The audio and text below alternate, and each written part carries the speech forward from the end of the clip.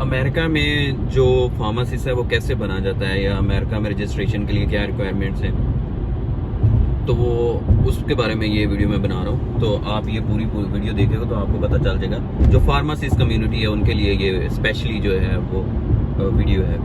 तो अस्सलाम वालेकुम एवरीवन। एक तो पहली बात तो ये है कि जिन्होंने ये पहली दफ़ा पेज देख रहे हैं या यूट्यूब पे देख रहे हैं वो सब्सक्राइब कर दें, पेज को लाइक कर दें, फॉलो कर दें, ताकि नेक्स्ट जो वीडियोस हैं वो आप तक पहुंच सकें। और दूसरा चलिए हम बात करते हैं फार्मासिस्ट कैसे बनाया जा सकता है, रजिस्ट्रेशन के लिए क्या रिक्वायरमेंट्स हैं। तो इसके कुछ स्टेप्स हैं, उनको एक तो मैं वो बताऊंगा और फिर उसको बाद में डिफाइन करूंगा कि इस स्टेप में के लिए क्या करना चाहिए।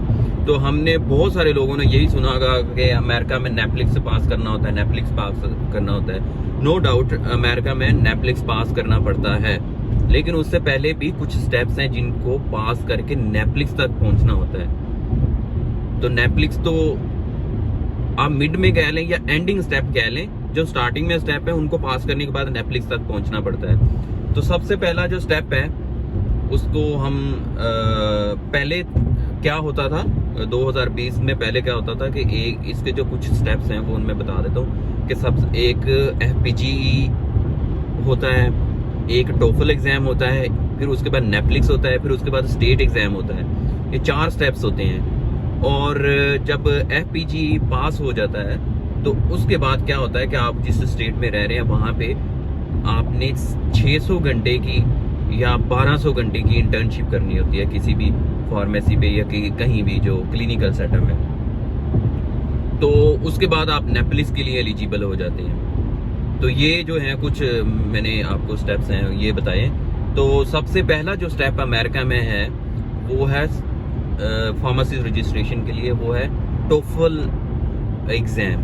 टोफल एग्जाम आप पास करने सबसे पहले अटेम्प्ट करते हैं। अगर वो पास हो जाता है आपका तो फिर आप क्या करते हैं कि अपनी सारी की सारी डॉक्यूमेंट्स होती हैं जो NABP है, national association boards of pharmacy, उनको चाहिए होती हैं, आप उनको सबमिट करवाते हैं और उनको रिक्वेस्ट करते हैं, उनको एप्लीकेशन देते हैं कि आपने FPGE वो अटेम्प्ट करनी है। आपने टोफल एग्जाम जो है वो पास कर लिया है। और टोफल एग्जाम के बारे में बहुत सारी कन्फ्यूजन होती है लोगों को कि वो कहाँ पे देना चाहिए। तो टोफल जो है वो सिर्फ US के जितने भी ऑफिशियल ऑफिसेज हैं इन्होंने दिए हुए, उनमें आप अटेम्प्ट करके पास करेंगे तभी ही एक्सेप्ट होगा। और अदरवाइज आप कहेंगे पाकिस्तान, दुबई, इंडिया वगैरह में जो टोफल एग्जाम दे के पास करके अगर आप एलिजिबिलिटी देखेंगे तो नहीं, वो बंदा एलिजिबल नहीं है। आपको यहाँ पे आके पास करना होता है टोफल एग्जाम।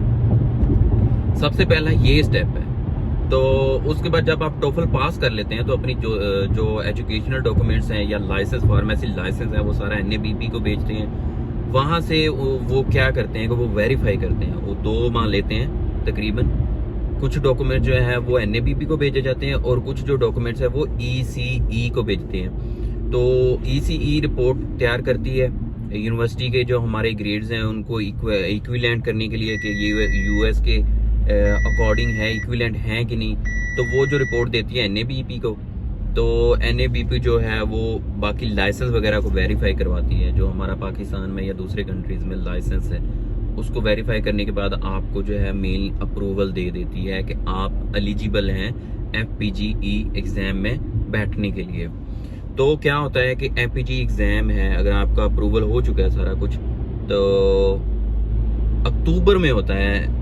सिर्फ एक ही दफ़ा साल में होता है और वो अक्टूबर में होता है। अक्टूबर की कोई भी डेट दे देते हैं। लास्ट टाइम जो 15 को हुआ था, इस दफ़ा जो है वो आ रहा है 4 को आ रहा है या 7 को आ रहा है। अभी अनाउंस नहीं हुआ ऑफिशियली, लेकिन जो एक्सपेक्टेड है वो 4 को है या 7 को है।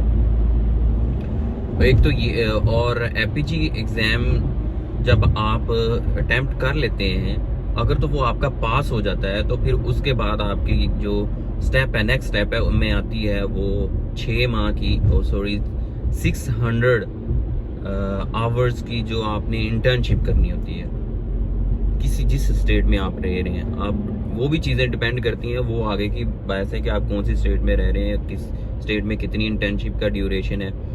तो लेकिन आपको ये एक स्टेप करना होता है इंटर्नशिप का।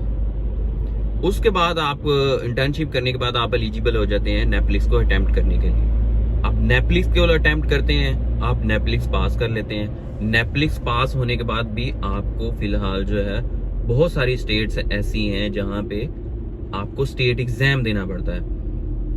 तो जब नेपलिक्स पास कर लेते हैं तो स्टेट एग्जाम आ जाता है। एंडिंग जो स्टेप है वो स्टेट एग्जाम। जब आप स्टेट एग्जाम जो पास कर लेते हैं, जो 5th स्टेप है, तो उसके बाद आप एलिजिबल हो जाते हैं आप लाइसेंस को अप्लाई करने के लिए। तो ऑफिशियली जो है वो फिर जो जिस स्टेट में आप हैं तो उस स्टेट वो आपको ऑफिशियली जो है फार्मासिस्ट का लाइसेंस दे देती है, जिसपे आप क्लिनिकल सेटअप में कहीं भी जॉब कर सकते हैं। तो ये जो 5 स्टेप बनते हैं, पहला स्टेप तो टोफल है, दूसरा FPGE है, और तीसरा इंटर्नशिप है 600 आवर्स की, और चौथा जो है वो नेपलिक्स को अटेम्प्ट करना है, और पांचवा जो है वो आपका स्टेट एग्जाम है। अब इनमें भी अगर आप इन सबको अटेम्प्ट कर लेते हैं तो इसका ये ड्यूरेशन ये नहीं है कि आप एक ही साल में सारे कर लेते हैं। आपको ड्यूरेशन लगता है। जैसे आपने अक्टूबर में पास किया, फिर उसके बाद इंटर्नशिप आ गई, इंटर्नशिप के बाद नेपलिक्स आ गया। नेपलिक्स की भी कुछ डेट्स होती हैं, क्योंकि मैं नेपलिक्स तक अभी मैं खुद भी नहीं पहुंचा हूँ, तो नेपलिक्स की भी वो होता रहता है। वो ये नहीं कि साल में एक ही दफ़ा हो, वो होता रहता है। जब आप प्रिपेयर हो तो वो फिर आप अटेम्प्ट कर सकते हैं। उसके बाद स्टेट एग्जाम की भी डेट्स आती हैं। अब अगर हम बात करें टोफल की, तो टोफल जो है वो इजी नहीं है। That's not a easy task. हम क्या समझते हैं कि हमें इंग्लिश आती है, तो वो बहुत ही गंदी सी आती है इंग्लिश जो है। हमारा एक तो एक्सेंट अमेरिकन वाला नहीं होता, तो दूसरा जो है वो इंग्लिश जो है इसका लेवल ज़्यादा चाहिए। मसला ये भी है कि टोफल पास या फेल का तो नहीं होता। हमें क्या होता है कि पास उनकी रिक्वायरमेंट होती है कि जिस सिचुएशन के लिए आप टोफल दे रहे हैं उनके लिए आपको कितने नंबर्स चाहिए। 30 होते हैं मैक्सिमम, 4 स्टेप होते हैं। स्पीकिंग हो गया, और फिर उसके बाद वो राइटिंग, वही जो आइल्स वगैरह होता है वही है। और मैक्सिमम जो स्पीकिंग के हैं वो 26 चाहिए आपको 30 में से। तो वो ये टोफल आसान नहीं है, बिल्कुल भी आसान नहीं है। ये बहुत मुश्किल स्टेप है। बहुत सारे लोग जो है यहाँ पे स्टक हुए हुए हैं जो FPG का अटेम्प्ट, FPG उनका पास भी हो चुका है, लेकिन जो है वो क्योंकि वो पुराने हैं तो उनका पास हो चुका है, तो वो इसलिए टोफल पे स्टक हुए हुए हैं। तो अब जो है वो टोफल दे के आपने FPG पे जाना है। तो आप बहुत सारे लोग बेचारे इसी चीज़ पे अटके हुए हैं, उनसे टोफल नहीं पास हो रहा। मेरी भी जो है वो 2nd अटेम्प्ट है अभी। हालांकि मैं सही बोल लेता हूँ, चाहे थोड़ी सी वो आसान इंग्लिश है, लेकिन थोड़ी सही बोल लेता हूँ। तो अभी मुझे प्रैक्टिस चाहिए, अभी मुझे और ड्यूरेशन चाहिए ताकि टोफल पास हो सके। तो उसके बाद FPG पे आ जाए। FPG भी कोई इजी नहीं है। वो उन्होंने कोई एक बुक में से नहीं डाटा देना होता। मैंने अटेम्प्ट किया है, वो हर बुक को टच करते हैं, हर कैलकुलेशन, स्टैट, मैथ, हर चीज़ को वो लेके आते हैं, कैलकुलेशंस को लेके आते हैं FPG में। बाकी कुछ लोग कहेंगे आपको आसान है, कुछ लोग मुश्किल है, लेकिन यह क्या होता है कि जिसकी तैयारी होती है उसको तो हर चीज़ आसान लगती है, जिसकी तैयारी नहीं होती है वो फिर मुश्किल ही होती है। लेकिन ये आसान टास्क नहीं है। फिर इंटर्नशिप तो चलें, आपका वो फील्ड में आ जाते हैं तो इंटर्नशिप तो कंप्लीट हो जाती है। फिर उसके बाद नेपलिक्स है। नेपलिक्स भी कोई बच्चों वाला या कोई ईजी जो टेस्ट होते हैं वो हिसाब किताब नहीं है। नेपलिक्स के लिए भी बहुत सारी मेहनत करनी पड़ती है। नेपलिक्स के लिए यहाँ पे जो फार्मासिस्ट जितने पिछले स्टेप से पास कर लेते हैं, तो वो क्या करते हैं 6-7 माह के लिए पाकिस्तान चले जाते हैं, वहाँ से तैयारी करके फिर जो है नेपलिक्स अटेम्प्ट करते हैं। और ये भी बहुत मुश्किल है कि पहली टर्म में ही पास हो जाए। मैं ये डरा नहीं रहा, लेकिन ये हकीकत है, नेपलिक्स बहुत मुश्किल है।